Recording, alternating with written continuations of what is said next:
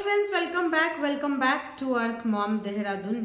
सो दोस्तों, without further delay फटाफट से मुद्दे पे आते हैं, पॉइंट पे बात करते हैं। देखो, अगर पोकिंग की बात करें ना तो हर बार एवरी टाइम चौधरी फैमिली की तरफ से ही पोकिंग स्टेटमेंट्स आए हैं।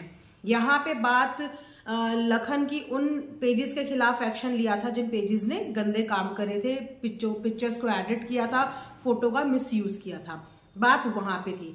उन्होंने एक डाउटफुल नजर से उनके सामने जो सबूत आए, अगर किसी के भी सामने इस तरीके के एविडेंस आएंगे तो जाहिर सी बात है ना कि वो शक भी करेगा, वो बोलेगा भी, क्योंकि एविडेंस पे वो बात कर रहे हैं ना। उन्होंने बोला कि उनके पास और भी 60-70 ऐसे स्क्रीनशॉट्स हैं, अभी तो उन्होंने सिर्फ थोड़े ही स्क्रीनशॉट दिखाए हैं। और अगर वो बार बार अपनी लाइव में आके सामने वाले को पॉइंट आउट कर रहे हैं कि दैट मीन्स कि उनके पास कुछ तो ऐसे सॉलिड प्रूफ्स आए हैं जिनकी बुनियाद पे वो इतना कुछ बोल पा रहे हैं, इतने कॉन्फिडेंटली लाइव कर पा रहे हैं। लेकिन वहीं पे बात जब सिर्फ इस मैटर पे हो रही है कि इस समय जो ये फेक कमेंट्स, हेट कमेंट्स या फेक पेजेस या वीडियो एडिट्स या फोटो एडिट्स की गई हैं, मुद्दा यहाँ पे है, तो वहां पे उस मुद्दे पे बात ना करके एक सेकेंडरी रास्ते को अपनाया गया। और वहां पे पहले चौधरी मैडम का कमेंट आया अपने उसमें, मैं यहाँ पे भी आप सबके लिए लगा दूंगी। उन्होंने पहले जिक्र किया कि अब पोल खुलेगी तो 2 साल पुराने मुद्दे भी खुलेंगे। पहली बात तो हम 2 साल पुरानी बातों पे जा ही नहीं रहे हैं, हम एट प्रेजेंट जो सिनेरियो हो रहा है,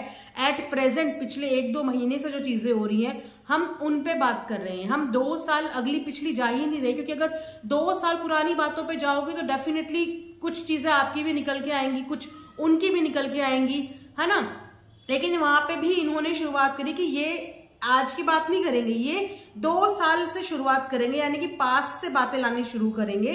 तो वहां पे इनका एक कमेंट आया है, पहले इनका कमेंट आता है चौधरी मैडम का, यानी कि उनकी वाइफ का, कि ओके गाइज चीज, और ये कमेंट करने की आदत तब से है जब बोला था भाई 4-5 फेक आईडी बना रहा हूं, अपने घर की होने वाली बहू को बदनाम करना है ताकि सारा कुछ हमारे हाथ में रहे, और शायद ऋषिकेश वाला किस्सा भी बताना होगा, और अगर ये प्रूफ नहीं दिया ना कि हमने कराया कुछ, मुर्गा बीच सड़क बनेगा, सो बी रेडी। मतलब ये उन्होंने बोला है कि इन्होंने, यानी कि लखन ने ये बोला था कि फेक आईडी बना रहा हूं, 4-5 फेक आईडीज बना रहा हूं, अपने होने वाले घर यानी कि छोटी बहू के बारे में बात कर रहे हैं कि उसको बदनाम करना है ताकि सब कुछ हमारे हाथ में रहे। तो छोटी बहू को तो अभी एंट्री हुए 3-4 महीने ही हुए हैं, और इनकी दोस्ती को टूटे हुए तो आई थिंक 2.5-3 साल हो चुके हैं। तो इनके पास सामने से क्यों जाएगा जब एक बार दोस्ती टूट चुकी है, आपस में कोई बातचीत ही नहीं है, तो इनके पास क्यों जाएंगे वो बोलने, और इनको क्यों बताएंगे कि मैं 4-5 फेक आईडीज बना रही हूँ। जब ट्रस्ट इश्यूज इतने ज्यादा इन लोगों के बीच में है, दोस्ती है नहीं, तो सामने वाला बंदा बेवकूफ है कि जाके बताएगा कि भैया मैं 4-5 फेक आईडीज बनाने वाला हूँ और मुझे ऐसे ऐसे घर की बहू को बदनाम करना है। तुम्हारे पास क्यों आएंगे, पहली बात तो, है ना। जो तुम इतने कॉन्फिडेंटली ये बोल रहे हो, तो क्या वाकई में तुम्हारे पास आए हैं? इस चीज को भी क्लियर करना कि क्या वो तुम्हारे पास आए थे, क्या आपको ये बोला था, क्योंकि ये सब बातें ना अभी हवा में हो रही। ऊपर से इन्होंने ऋषिकेश वाला कोई किस्सा याद दिलाया कि ऋषिकेश वाला किस्सा याद है। अब आई डोंट नो कि ऋषिकेश के कौन से किस्से की ये बात कर रहे हैं। और इन्होंने साथ में ये भी बोला है कि जो एलिगेशंस इनके ऊपर लगाए हैं, मतलब जो लखन इनडायरेक्टली जो बोल रहे हैं कि इन्होंने जब चीजें करी हैं, इन्हें वो प्रूव करना पड़ेगा। देखो, इन्हें वो प्रूव नहीं करना पड़ेगा, वो तो पुलिस प्रूव कर देगी, जो भी इस चीज के पीछे होगा पुलिस प्रूव कर देगी। लेकिन लखन के पास जो सबूत इस समय पे आए हैं, जो एविडेंस उनके पास आए हैं, उन एविडेंस के बेसिस पे वो पॉइंट आउट कर रहे हैं आपको, क्योंकि उन एविडेंस में शायद उनके पास ऐसे प्रूव्स हैं जिसमें इनका नाम है सामने से, वरना ऐसे ही कोई किसी के भी बारे में आके नहीं बोलेगा। बाकी पूरी क्लैरिटी हमें मिल जाएगी जब हमारे सामने सॉलिड प्रूफ्स आ जाएंगे। अभी हमारे सामने कुछ ही स्क्रीनशॉट आए हैं, और बाकी के जब भी आएंगे उसके हिसाब से फिर हम लोग इस बारे में बात करेंगे। उसके बाद इन्होंने ये भी लिखा चौधरी मैडम ने कि और गाइस, तुम अपनी बहन को, माँ को खुद के मुंह से गाली तो नहीं देते, देनी भी नहीं चाहिए, क्योंकि लोग पर्सनली अपनी फैमिली को कितना गाली देते हैं आपको नहीं पता। एंड क्या पता पपलू का कोई राज छिपा रखा हो अपनों ने, जिसके बाहर आने का डर हो बहुत। तो ये इन्होंने बोला है कि क्या आप अपनी माँ और बहन को गाली तो नहीं देते? तो भैया, बहन के साथ तो बहुत अच्छा बॉन्ड शेयर करते हैं लखन, अपनी बहन को क्यों अब्यूज करेंगे? और रही माँ को अब्यूज करने की बात, तो माँ को भी क्यों अब्यूज करेंगे? इन्होंने बस एक बात बोली है कि कहीं आप अपनी माँ बहन को अब्यूज तो नहीं करते।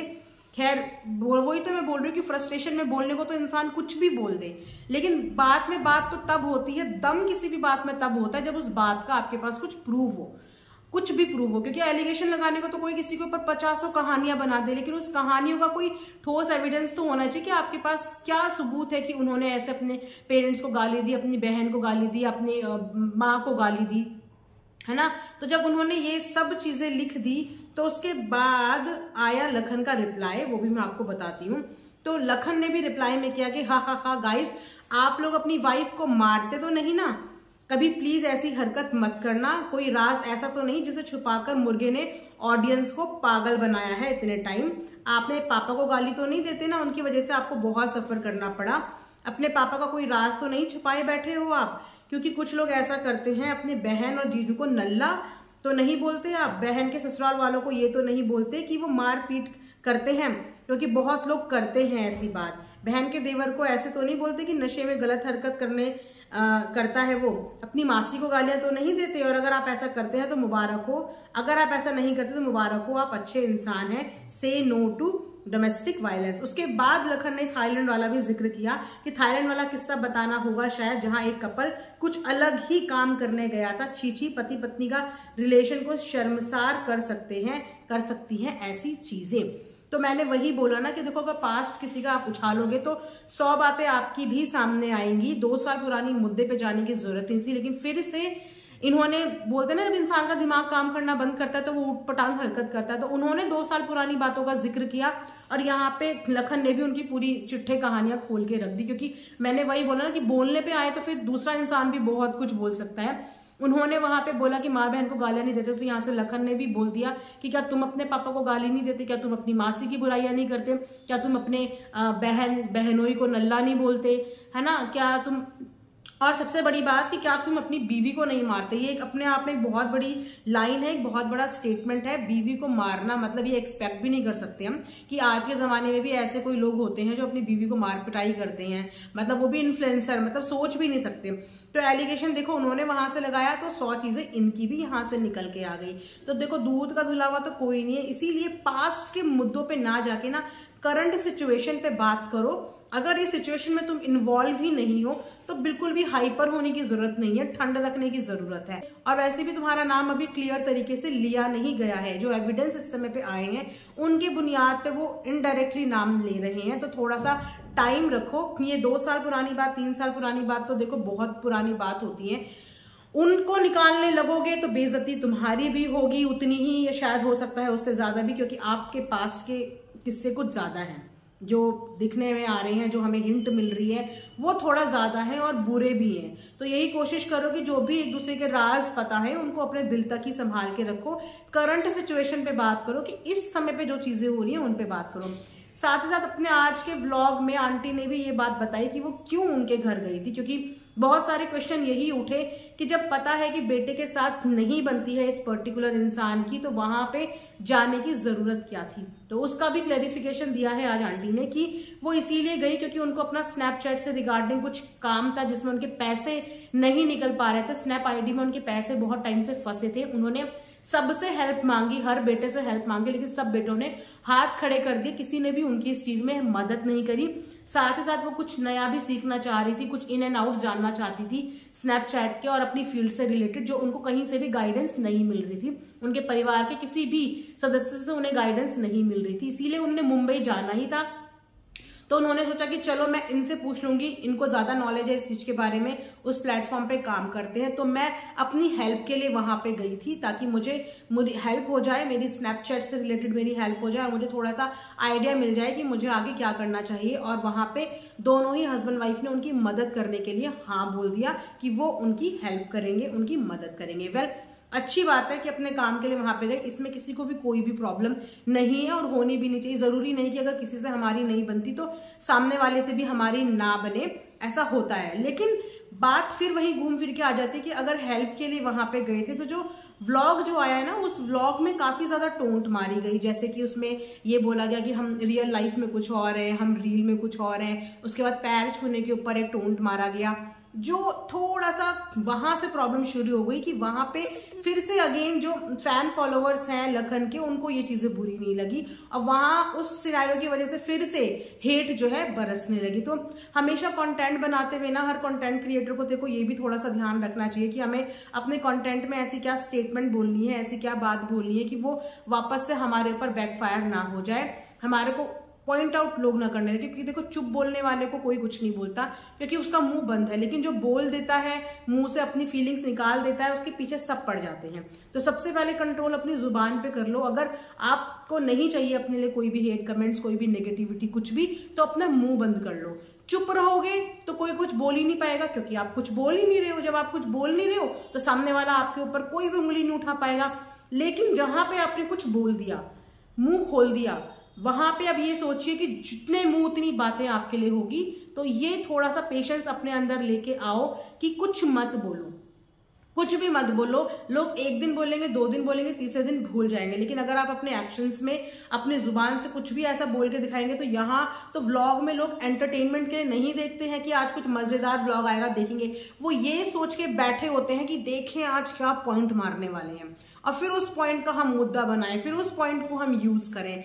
इस माइंडसेट के साथ आधे लोग तो इस माइंडसेट के साथ बैठे होते हैं जो आपको नहीं पसंद करते, वो इस माइंडसेट के बैठे होते हैं कि कहाँ आप कोई छोटी सी गलती कर दो और कहाँ हम उस गलती का इस्तेमाल कर दें और फिर वो नीचे से शुरू हो जाएंगे।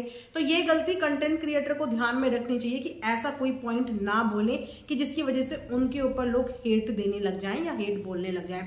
वरना वहां पे जाना मेरे को नहीं लगता कुछ भी गलत बात थी, उसमें उनकी मर्जी है, वो वहां पे गए और अगर काम से रिलेटेड गए थे, कुछ जानकारी के लिए गए थे तो ठीक है, लेकिन ये चीजें नहीं होनी चाहिए थी जो मिस्टर जो है चौधरी उन्होंने अपने व्लॉग में दिखा दी। तो वो थोड़ा सा डिस्टर्बिंग एलिमेंट उनके व्लॉग में देखने को मिला, जहां से ये कंट्रोवर्सी को थोड़ी और हाइप मिल गई और चीजें यहां से यहां पहुंच गई। बस वो एक पोर्शन हो गया था व्लॉग में। अगर वो सब चीजें कट हो जाती ना, ये लोग नॉर्मल अपना हंसी मजाक, खाना वाना ये सब दिखाते तो व्लॉग में फिर मजाल है, कोई कुछ भी बोलता, थोड़ा बहुत बोलते कि क्यों गए शांत हो जाते। लेकिन बस उन पॉइंट्स को पकड़ के ही आज जो कमेंट्स फेस करने पड़ रहे हैं सिर्फ उन चीजों को की वजह से ही करने पड़ रहे हैं। एंड नो डाउट सबके सब इस समय स्ट्रेस में है और सबके सब परेशान है क्योंकि हेट्रेट उन्हें भी मिल रही है, हेट्रेट उन्हें भी मिल रही है और हेट्रेट इन्हें भी मिल रही है। तीनों को हेट्रेट मिल रही है जो कि नहीं होनी चाहिए थी। स्मूथली चीजें चलनी थी, सॉर्ट आउट होनी थी, ऑफ कैमरा सॉर्ट होनी थी, लेकिन नहीं हो पाई, अनफॉर्चुनेटली नहीं हो पाई। बट स्टिल बोलते ना हमेशा एक उम्मीद रखो, तो हम भी ये उम्मीद रखते हैं कि जो चीज नहीं हो पाई ऐसा नहीं कि वो नहीं हो सकती, हो सकता है कि आगे वो सॉर्ट हो जाए और आप सबको सब कुछ नॉर्मल होता हुआ बहुत जल्दी नजर आ जाए। चलो इसी उम्मीद के साथ आज का दिन भी खत्म करते हैं कि शायद कल एक नया सवेरा, एक नई चीजें सामने आएंगी और कुछ बेहतरी की तरफ चीजें सामने आएंगी। तो आप सब फैन फॉलोअर से भी मेरी यही रिक्वेस्ट है कि थोड़ा सा इस समय सेंटिमेंट्स को समझो, इमोशंस को समझो। एकदम से किसी के लिए जजमेंट पास मत करो, एकदम से किसी के लिए इतना नेगेटिव पास मत करो। हर तराजू में अपने आप को रख के देखो, तोल के देखो और तोल मोल के लिखो, क्योंकि कहीं ना कहीं आपके जो कमेंट्स होते हैं ना वो इम्पैक्ट कर देते हैं, आपका नजरिया इम्पैक्ट कर देता है सामने वाले को। तो थोड़ा सा उस चीज पे आप लोग ध्यान दो और डेफिनेटली कंटेंट क्रिएटर्स को अपने कंटेंट पे, अपनी भाषा पे, अपनी बोली पे भी ध्यान देने की जरूरत है। जहां पे ये सब चीजें बैलेंस हो गई वहां पे ये सब चीजें अपने आप ठीक हो जाएंगी। So thanks for watching earth Mom Dehradun.